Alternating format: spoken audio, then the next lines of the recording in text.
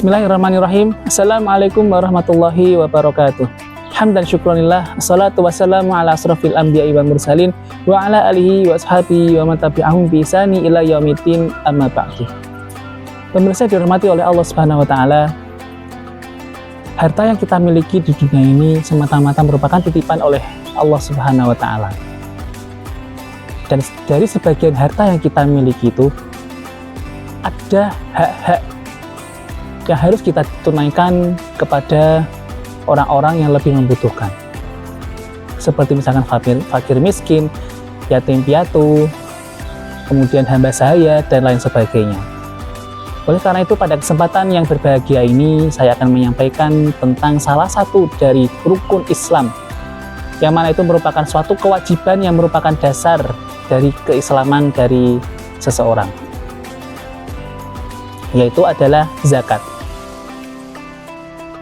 Pemirsa dirahmati oleh Allah Subhanahu wa taala, dalam Quran surah Al-Baqarah ayat ke-43, A'udzu billahi minasyaitonir rajim. Bismillahirrahmanirrahim. Wa aqimus sholata wa atuz zakata warka'u ma'ar raki'in. Ya, artinya, dan dirikanlah salat, tunaikanlah zakat, dan rukuklah bersama orang-orang yang rukuk.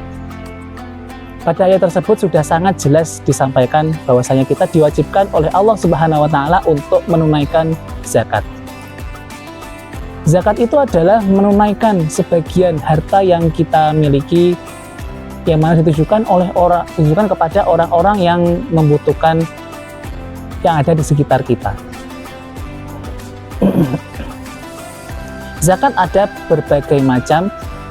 Yang pertama adalah zakat fitrah, yaitu zakat yang kita tunaikan setiap tahun, khususnya ketika bulan Ramadan.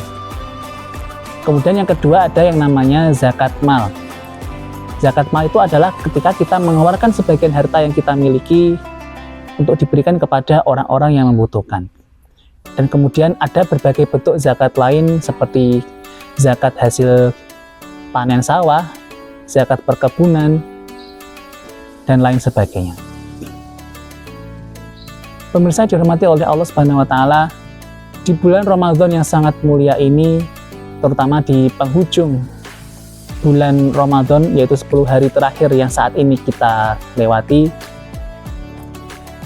zakat fitrah adalah suatu ibadah wajib yang harus ditunaikan oleh semua umat muslim yang ada di dunia ini.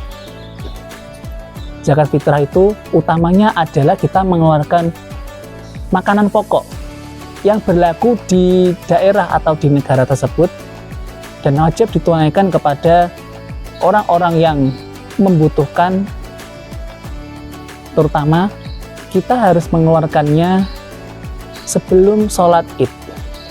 Itu artinya beberapa hari sebelum sholat Id, hendaknya semua zakat fitrah itu sudah tersalurkan kepada orang-orang yang membutuhkan.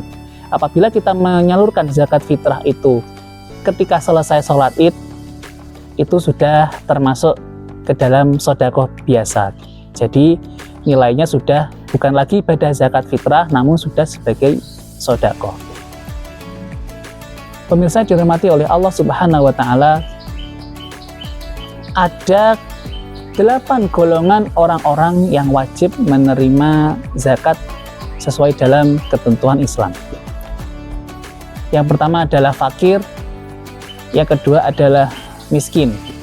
Kedua orang ini adalah orang-orang yang istilahnya mereka sangat membutuhkan, karena secara ekonomi keduanya sangat kurang mampu dan mereka juga belum bisa untuk mencukupi kebutuhan mereka, sehingga mereka butuh bantuan kita.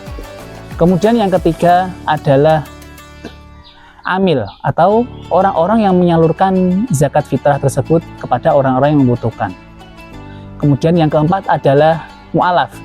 Mu'alaf adalah orang-orang yang baru memeluk agama Islam, sehingga mereka juga tergolong ke dalam orang-orang yang berhak menerima zakat.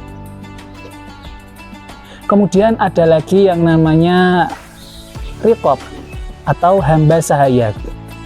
Kalau di zaman Rasulullah tersebut ada istilah hamba sahaya atau budak, yang mana mereka merupakan barang kepemilikan orang lain Dan segi ekonomi pun pasti mereka tidak mampu memenuhi kebutuhan mereka, maka mereka berhak untuk mendapatkan zakat fitrah.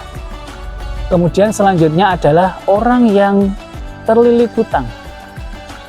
Nah, orang yang terlilit hutang ini adalah orang-orang yang secara kehidupan ekonomi mereka kesulitan untuk mencukupi kebutuhan hidup mereka sendiri, namun di sisi lain mereka juga punya hutang yang harus ditunaikan kepada orang-orang lain.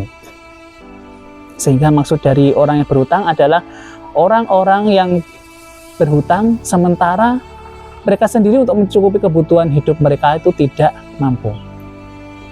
Kemudian ada lagi yang ketujuh adalah sabilillah, yaitu orang-orang yang berjalan di jalan Allah. Nah, kalau konsepnya zaman Rasulullah dulu adalah orang-orang yang berperang, berjihad di jalan Allah, memerangi kekafiran dan kemungkaran. Apabila kita kaitkan di zaman modern, zaman sekarang, orang-orang yang termasuk dalam golongan sabilillah adalah orang-orang yang berjalan menegakkan ajaran-ajaran Allah Subhanahu wa taala. Seperti contohnya adalah guru atau ustadz, terus kemudian seperti takmir masjid, kemudian seperti orang-orang lain yang istilahnya mereka itu membantu dalam mengajak orang-orang menuju ke dalam ketakwaan dan keimanan kepada Allah Subhanahu wa taala. Dan yang terakhir yang termasuk dalam golongan wajib menerima zakat adalah ibnu sabil atau orang-orang yang berada dalam perjalanan. Yang dimaksud di sini adalah orang-orang yang sedang atau akan melakukan perjalanan yang mana mungkin perbekalan mereka tidak cukup untuk memenuhi kebutuhan keseharian mereka sampai nanti ke tempat tujuan, maka orang-orang tersebut berhak untuk mendapatkan zakat fitrah.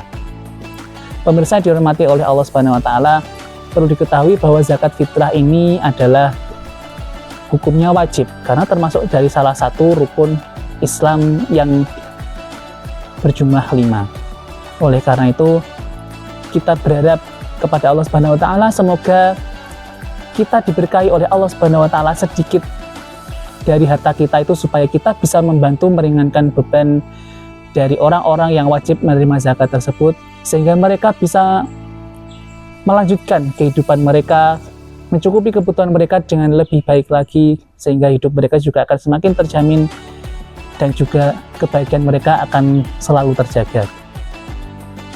Itulah yang bisa saya sampaikan, mudah-mudahan bisa bermanfaat baik untuk diri saya sendiri maupun untuk pemirsa yang ada di rumah. Kurang lebihnya saya mohon maaf. Saya akhiri. Assalamualaikum warahmatullahi wabarakatuh.